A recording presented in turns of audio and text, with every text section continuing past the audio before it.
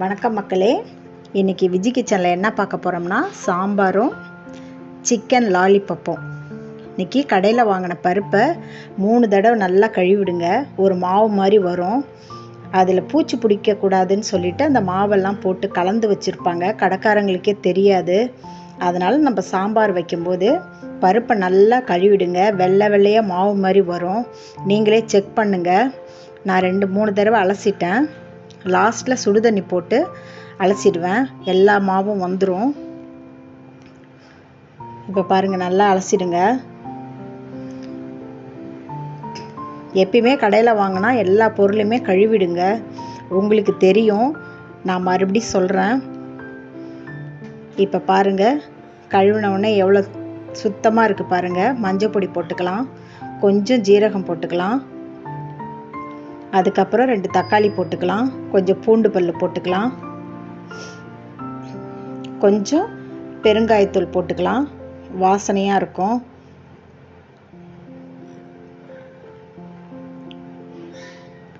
இப்போ ஒலை வச்சு அரிசி போட போகிறேன். ஒலை காஞ்சிடுச்சு.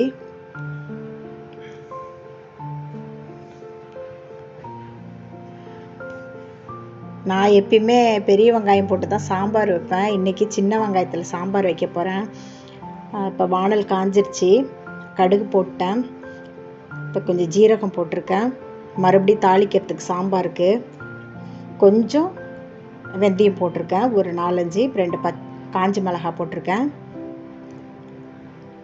எந்த காஞ்ச மிளகாய் இருந்தாலும் பரவாயில்ல. குண்டு காஞ்ச மிளகாய் இருந்தால் ரொம்ப அழகாக இருக்கும், நல்லாவும் இருக்கும்.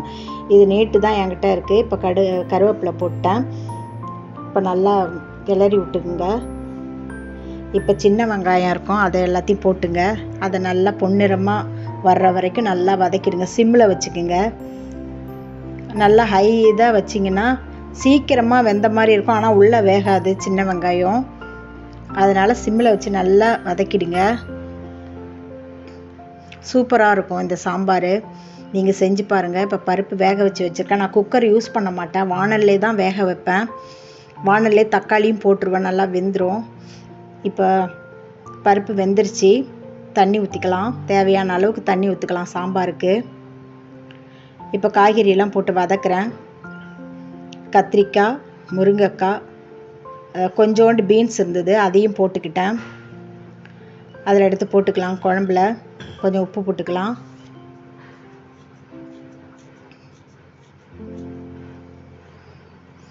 கொஞ்சம் 1.5 ஸ்பூன் மிளகாய் பொடி போட்டுக்கலாம். வீட்டு மிளகாத்தூள் தான், அரைச்சது. ஒரு நாளைக்கு மிளகாய் அரைச்சதை காமிக்கிறேன். நான் இப்படி தான் செய்வேன், நல்லா இருக்கும் இந்த மிளகாத்தூள். இப்போ மூடி வச்சுக்கலாம். அடுத்தது சிக்கன் லாலிபப்புக்கு தேவையானது காஞ்ச மிளகாய் ஒரு 7-8 அம்மியில் வச்சு நானே அரைச்சிட்றேன். பாருங்கள், நல்லா நைஸாக அரைச்சிக்கணும். அந்த விதையெல்லாம் சேர்த்து நல்லா அரைச்சி எடுத்துக்கிட்டேன். அடுத்தது பூண்டு, இஞ்சி அதிலே போட்டு நல்லா அரைச்சிக்கலாம். நைஸாக அரைச்சிக்கணும். கையில் அரைச்சி செஞ்சு லாலிபப் செஞ்சு பாருங்கள், சூப்பராக இருக்கும். எதுவுமே அம்மியில் வச்சு அரைச்சா அது ஒரு தனி டிஃப்ரெண்ட்டான டேஸ்ட்டு தான் கிடைக்கும். மிக்சியில் அரைக்கிறது வேறு டேஸ்ட்டு கிடைக்கும், ஆனால் மிக்சிலேயே அரைச்சிப்பேன். நான் இப்போ இதை செய்யணுன்னா, என்வி செய்யணுன்னா நான் அம்மியில் தான் செய்வேன். அம்மியில் அரைச்ச மசாலா தான் நான் செய்வேன். ரொம்ப நல்லா இருக்கும்.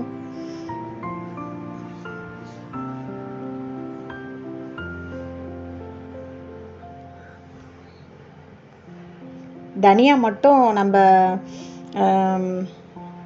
அம்மியில் அரைக்கிறது கொஞ்சம் கஷ்டமாக இருக்கும். இருந்தாலும் நல்லா வறுத்துட்டோம்னா தனியாலாம் சீக்கிரமாக அரைச்சிடலாம். நீங்கள் அம்மியில் வச்சு அரைச்சி செஞ்சு பாருங்கள், சூப்பராக இருக்கும். இப்போ அதை அப்படியே வச்சுட்டு வந்துட்டேன். இப்போ புளி ஊற்றிக்கலான்னு வந்துட்டேன்.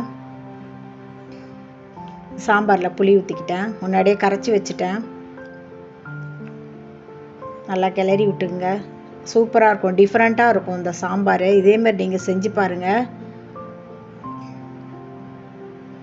உப்பெல்லாம் கரெக்டாக இருக்குது. இப்போ பாருங்கள், லாலிபப்புக்கு ஒரு 6 பீஸ் வாங்கினேன். நல்லா கழுவி எடுத்துக்கலாம். எல்லாமே லெக் பீஸாக வாங்கிட்டு வந்தாச்சு. நல்லா கழுவிடுங்க. ஒரு 3-4 தடவை கழுவிடுங்க. அந்த கவுச்சி ஸ்மெல்லாம் போயிடும். பாருங்க, மிளகாய் அரைச்சது போட்டுக்கலாம். இஞ்சி பூண்டு விழுது போட்டுக்கலாம். நல்லா எல்லாத்தையும் மிக்ஸ் பண்ணிவிடுங்க போட்டு. இது தயிர் கொஞ்சம் கையிலே நான் போட்டுட்டேன். இப்போ ஒரு முட்டை ஊற்றிக்கலாம். மஞ்சள் பொடி போட்டுக்கலாம். இப்போ தான் இஞ்சியும் பூண்டும் விழுது நல்லா போட்டு மசாலா மிக்ஸ் பண்ணிவிடுங்க. கொஞ்சம் உப்பு போட்டுக்கிட்டேன். இப்போ இது வந்து கார்ன்ஃப்ளவர் மாவு, அதுவும் கையிலே போட்டுக்கிட்டேன். ஒரு 2 ஸ்பூன் அளவுக்கு போட்டிருக்கேன். எனக்கு இந்த மாதிரி பதம் எனக்கு தெரியும். நீங்கள் எப்படி போடுறீங்களோ ஸ்பூனால் போட்டுக்கங்க. உங்களுக்கு எப்படி அளவு தெரியுமோ அதை போட்டுக்குங்க. நான் இப்படி தான் போடுவேன். ஏன்னா ஒரே கையிலே மாவு போட்டு பிசைஞ்சதுனால மசாலாலாம் அதிலே போட்டுக்கிட்டேன் நான். இல்லைன்னா ஸ்பூன் தான் நானும் போடுவேன். இப்போ வாணலில் எண்ணெய் போட்டு காஞ்சிருச்சு. இப்போ ஒன்று ஒன்றா அதில் இறக்கிடுவோம்.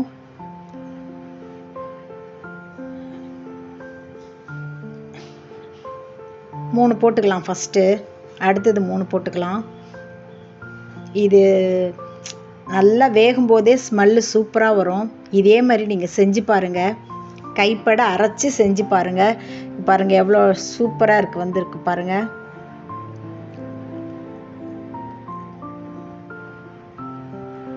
நல்லா திருப்பி விட்டுக்கலாம். கிட்டேயே நின்று எடுக்கணும், இல்லைன்னா ஒரு பக்கம் தீஞ்ச மாதிரி ஆகிடும். அப்பப்போ கிளறி விட்டுக்கிட்டே இருங்க. மசாலாலாம் கொட்டாது. இது கரெக்டான அளவு போட்டிங்கன்னா மசாலாலாம் எண்ணெயிலே கொட்டாது. லாலிபப்பை அந்த சிக்கன்லேயே பிடிச்சிக்கும் எல்லாம். இங்கே பாருங்கள், இப்போ வெந்துருச்சு, எடுத்துடலாம். சூப்பராக இருக்குது பாருங்கள்.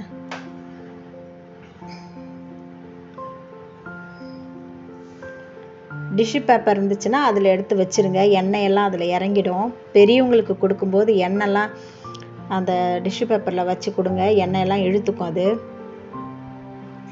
இப்போ 3 போட்டுக்கலாம்.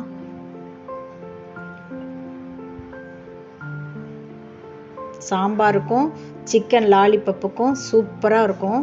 நீங்களும் இதே மாதிரி செஞ்சு பாருங்கள். நல்லா வெந்துருச்சு.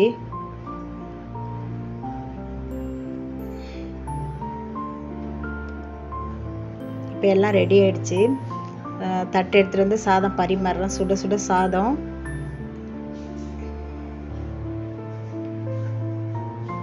இப்போ சாம்பார் ஊற்றிக்கலாம். வாசனமாக இருக்குது. சின்ன வெங்காயம் போட்டு முருங்கைக்காய் கத்திரிக்காயெல்லாம் போட்டு சாப்பிட்டது சூப்பராக இருக்கும். இப்போ லாலிபப் எடுத்து வச்சுக்கலாம். இது மாதிரி நீங்களும் செஞ்சு சாப்பிட்டு எனக்கு மறக்காமல் லைக் பண்ணுங்கள், கமெண்ட் பண்ணுங்கள், சப்ஸ்கிரைப் பண்ணுங்கள். தேங்க்யூ.